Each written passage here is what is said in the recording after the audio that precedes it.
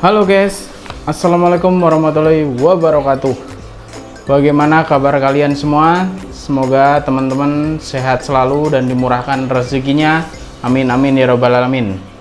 Pada kesempatan video kali ini saya akan membagikan sedikit tips bagaimana cara melatih mental Channa Maru Yellow Sentarum yang kita rawat nih dari size kecil nih guys, agar mentalnya barbar dan agresif banget guys.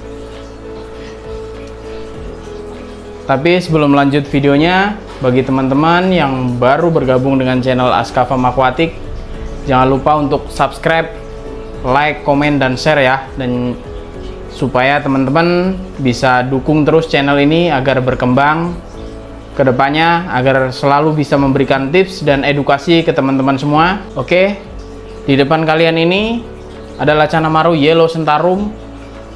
Nah, tips merawat ikan ini agar galak ini dari size belasan ya. Waktu itu saya beli itu dari size 14 sampai 17 cm. Nah, bagaimana tips merawat ikan ini agar galak nih, bisa lihat guys, tangan pun begini gua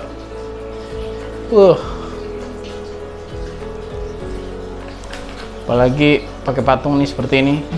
Nah, tips dari saya yang pertama adalah perhatikan kondisi air guys. Jadi kualitas air itu sangat-sangat penting bagi kehidupan ikan Channa. Dalam artian menjaga kebersihan air di dalam tank agar selalu bersih dengan cara menguras atau mengganti airnya secara rutin, agar kadar amoniak yang ada di dalam akuarium ini selalu terjaga dan tidak menumpuk terlalu banyak di dalam tank ini guys. Karena jika kadar amoniak di dalam tank ini menumpuk ya, terlalu banyak kadar amoniaknya, itu sangat-sangat berbahaya untuk si ikan itu sendiri, yang akan mengakibatkan ikan itu sakit dan bisa jadi mati guys.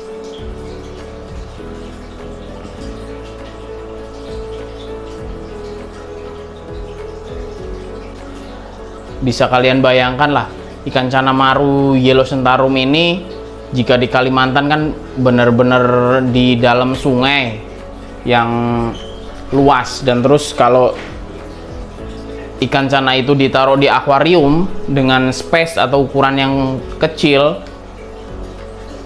dan airnya pun jarang diganti, itu lama-lama akan menumpuk dan kotoran-kotoran di bawah akan menumpuk dan itu akan menjadi sumber penyakit. Tapi ketika di sungai itu kan jangkauannya atau luas banget, jadi kemungkinan untuk dia tetap di tempat yang sama sih nggak mungkin. Berarti dia akan pindah-pindah tempat, dan kualitas air pun kalau di sungai beda ya, beda dengan akuarium. Dan kalau di akuarium ya kualitas airnya harus tetap terjaga kebersihannya.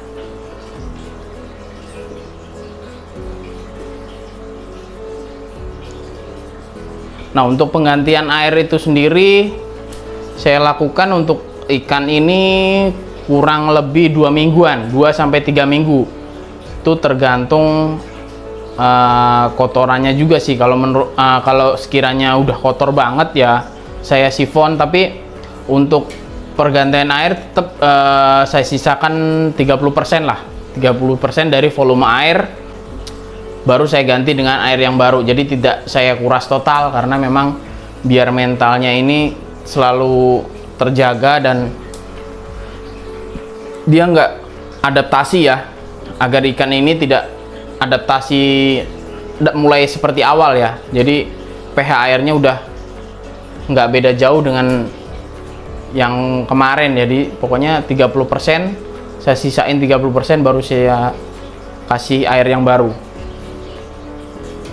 Nah, yang kedua adalah rajin ajak interaksi si ikan ini guys.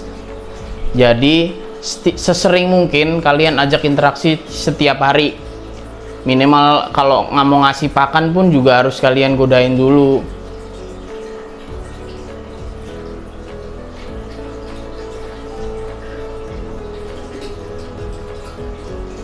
Contohnya bisa dengan kaca dengan patung seperti ini. Nah, bisa dengan patung seperti ini atau dengan pakannya, bebas kalian mau. Yang penting intinya kalian harus sering-sering interaksi dengan si ikannya.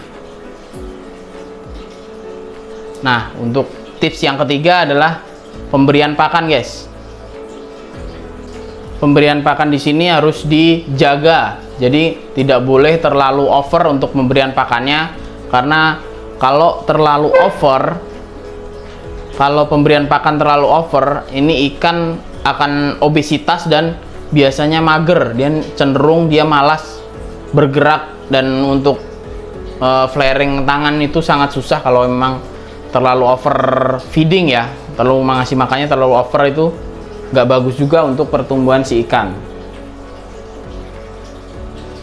Nah, untuk ikan ini pemberian pakannya hariannya itu menggunakan pelet, dan diselingin juga dengan ini, guys. Kita pakai udang kering yang udah kita campurin beberapa bahan ya, dan kita jemur. Nah, ini hasilnya. Ini hanya untuk selingan dengan pelet itu tiap harinya. Jadi pelet sama udang kering ini kita selang-seling sampai 1 minggu nih. Nah, untuk biasanya kita selingin dengan pakan hidup itu di hari makan besarnya itu hari Senin dan hari Kamis.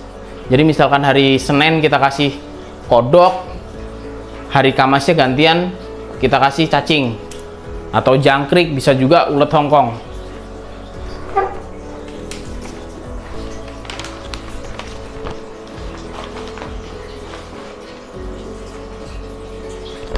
Dan porsinya pun untuk pelet paling hanya maksimal, kalau yang pelet besar itu paling maksimal tuh 3-4 butir.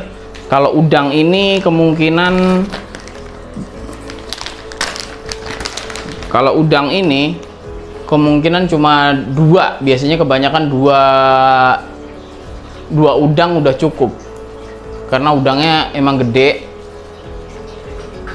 Nah, itu dia, guys. Kita kasih udang.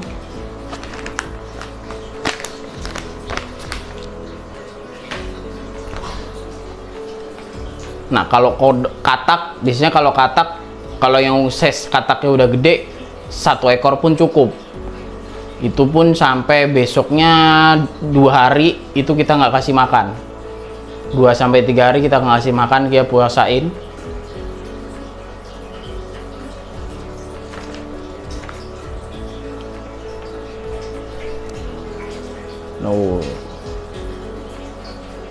Udang itu 2 potekan sudah cukup sih, guys. Kita nggak banyak banget kita kasih udang. Pokoknya intinya cemilannya itu pelet 2-3 butir ya, terus udang 1, biasanya 1 dipotek jadi 2. Udah, pakan hariannya itu aja. Dan selebihnya untuk makan besar hari Senin dan hari Kamis itu menggunakan katak atau cacing, kadang juga ulet Hongkong intinya.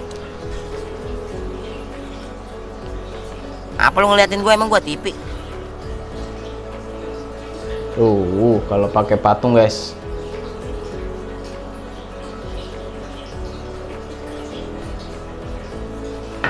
Ada orang. Tangan pun dia mau respon seperti ini.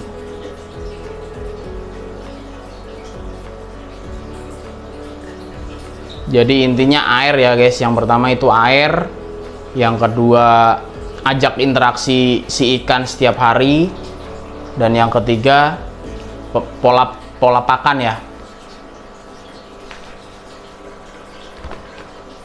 Yang benar-benar perlu diperhatikan ya air itu, kualitas air, karena memang kualitas air di tempat saya dan di tempat teman-teman semua pasti beda. Kalau saya ini menggunakan air sumur. Jadi kebetulan tempat saya airnya lumayan bagus, jadi tidak perlu saya endapkan dulu, jadi langsung bisa dipakai. Nah, mungkin bagi teman-teman yang tempatnya kualitas airnya kurang bagus dan terpaksa menggunakan air pump, itu minimal 3 hari diendapkan dulu. Atau kalau memang memungkinkan, kalian bisa beli air galon yang isi ulang ya. Itu kemungkinan udah bagus sih, karena memang itu dari air pegunungan. Atau kalau memang mau lebih bagus lagi menggunakan air aqua guys, cuman itu lumayan menguras kantong lah ya. Intinya harus tetap dijaga kualitas air agar ikan-ikan kalian juga lebih sehat dan intinya nyaman dia di tank.